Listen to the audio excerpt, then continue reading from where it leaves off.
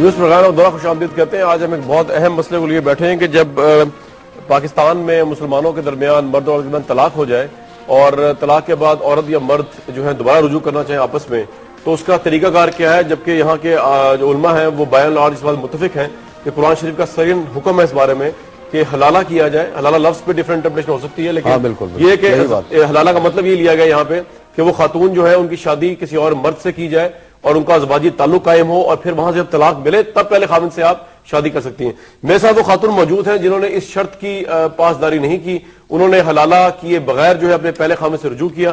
ان کی ردات سنتے ہیں. ان کا نام فرضی میں رکھوں گا یہاں پہ، ان کا ہم نے سیکریسی رکھی ہے. ان کی بات سننے کی کوشش کرتے ہیں. جی السلام علیکم.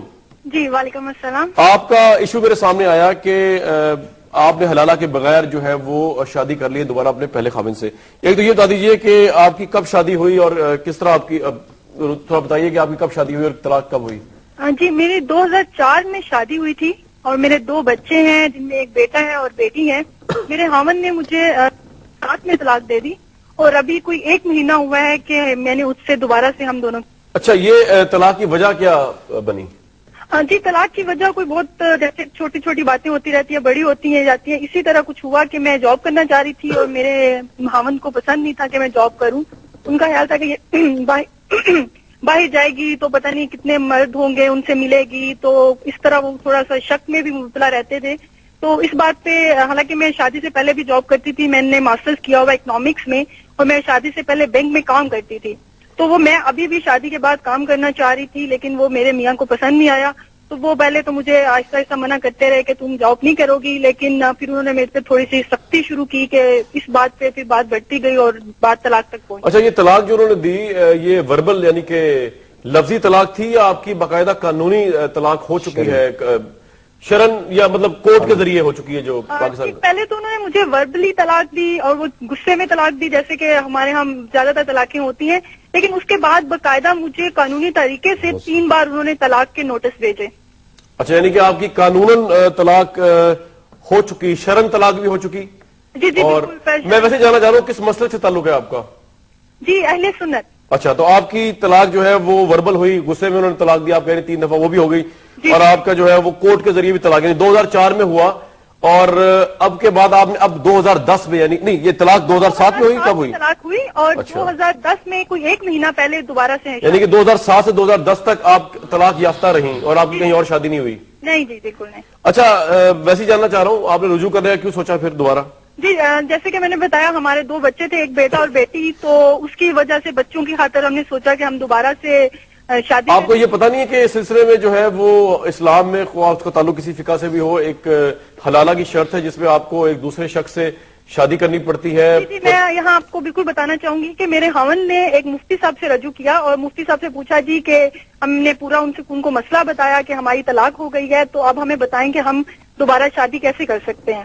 تو مفتی صاحب نے میرے میاں کو کہا جی آپ کو حلالہ کرنا پڑے گا، یعنی کہ پہلے آپ کسی اور بندے سے شادی کریں، ان کی جائے اور وہاں سے ان کے ساتھ ازواجی تعلقات جب قائم ہو جائیں، اس کے بعد وہ ان کی طلاق ہو جائے تو پھر وہ یہ دوبارہ سے آپ سے شادی کر سکتی ہیں. تو میرے میاں نے اب یہ سوچا تو وہ تھوڑا سا انہوں نے کہا جی اس کے علاوہ کوئی اگر طریقہ آپ بتا دیں. تو وہ مفتی صاحب نے کہا جی اس کے لیے دوسرا طریقہ یہی ہے کہ میں اپنی خدمات پیش کر سکتا ہوں. نہیں مطلب اپنی خدمات مفتی صاحب نے کون سی خدمات پیش کرنے کی بات کی؟ انہوں نے یہ میرے میاں خاوند کو یہ کہا جی کہ ایسا کرتے ہیں کہ میں ان سے شادی کر لیتا ہوں اور 2-3 دن یہ میرے پاس رہتی ہیں، میں ان سے ازواجی تعلق قائم کرتا ہوں اور اس کے بعد میں ان کو طلاق دے دوں گا، تو پھر آپ ان سے شادی کر لیجئے گا اور آپ کا بھی مسئلہ حل ہو جائے گا. اچھا، یہ مفتی صاحب نے کہا؟ جی جی بالکل، یہ مفتی صاحب کے الفاظ تھے. اس کے بعد میرے میاں کافی اپسیٹ رہے کہ یہ تو اگر اسی طرح یہ طریقہ ہے تو اس سے بہتر ہے کہ ہم آپس میں ہی شادی کر لیں دوبارہ سے، کہ بجائے اس کے کہ ایک مفتی اگر یہ بات کہہ رہا ہے کہ آپ میرے سے کر لیں اور میرے سے ازواجی تعلق قائم کر لیں. تو پھر آپ نے جو ہے وہ کیا یہ کہ آپ نے رجوع کر لیا اپنے پہلے خاوند سے بغیر حلالہ کے؟ جی جی بالکل، ہم نے کوئی 1 مہینہ پہلے دوبارہ سے نکاح کیا بغیر کسی حلالہ کے. اچھا، مفتی عبدالقوی صاحب السلام علیکم. وعلیکم السلام. آپ نے ان کی بات سنی ہے؟ ہاں میں نے ان کی پوری بات سنی ہے. میں اس بارے میں یہ سمجھتا ہوں کہ مفتی صاحب اگر صحیح معنی میں ان کے ان نوٹس کو جو 3 دفعہ خاوند نے ان کو بھیجا ہے، اگر اس کو صحیح صورتحال میں دیکھ لیتے تو میرا خیال میں وہ اس مسئلے کی بآسانی यानी अगर देखे जी, पहली बात तो ये है कि हमने ये देखना है कि क्या तलाक मुगलजा हुई है या नहीं हुई। सर वो तो हो चुकी ना, वो तलाक हो चुकी, कोर्ट के थ्रू हो चुकी। नहीं, तलाक मुगलजा वो कह रहे हैं 3 तलाकें। अच्छा एक मिनट, मैडम आपकी 3 तलाकें हो चुकी हैं? जी जी, 3 तलाकें हुई।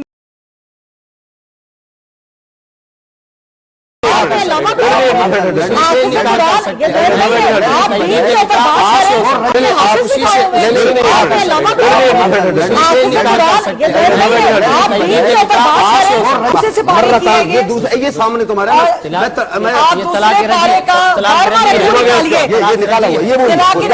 ये तलाक़ें रची है। बात यूं ही कर, कामरान साहब, अगर दूसरे सिपारे की क्या मतलब, को निकालिए। पहली रकात के बाद फिर क्या होता है? पहले की तलाक। थोड़ा इशू मेरे लिए लम्हा फिक्रिया वो ये है कि मेंबर पार्लियामेंट है, आप हाफिज है, आप इलामा है, और आप कुरान शरीफ को लेके सामने आपस में लड़ रहे हैं।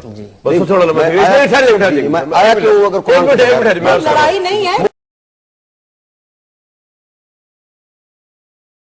मुफ्ती साहब सलाम अलैकुम दोबारा। लड़ाई नहीं है। मोहतरम शायद साहब, बात ये है कि ये आपने वैसे जनाब इन तीनों हजरात ने एक ऐसे मिनट आप ये बता दीजिए कि अब वो खातून जो है उनको आप क्या मशवरा देंगे कि वो किस तरह हालात को ठीक कर लें शरई लिहाज से? उनकी खिदमत में बड़े दर्द दिल से ये बात अर्ज करूंगा कि वो हमारी बहन है।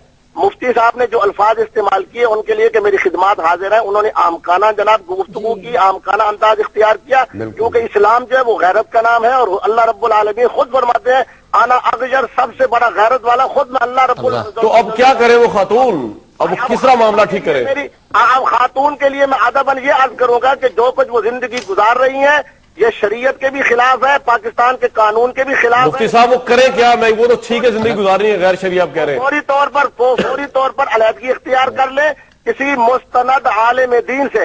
मैं इंशाअल्लाह अज़ीज़ एक हफ्ते के बाद पाकिस्तान आ रहा हूँ, अगर मुझसे ये राब्ता कर लें और वो नोटिस वगैरह मुझे भिजवा दें तो मैं अपनी खिदमत हासिल करने के लिए तैयार हूँ। और खिदमत वाली बात